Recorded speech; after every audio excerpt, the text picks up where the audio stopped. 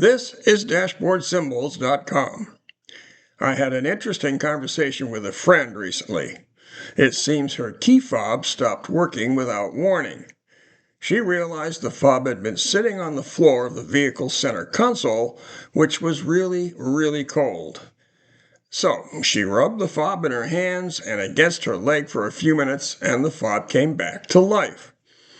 I had to test this to pass along whatever information I could glean. So I placed my spare key fob in the freezer overnight. The next day, I walked towards the car with the frozen fob. The mirrors came out to meet me as usual. So the conclusion is twofold. First, cold is not likely to impact the operation of a key fob. And second, her fob is likely in need of a battery replacement. For the record, the battery in my spare fob is 4 years old.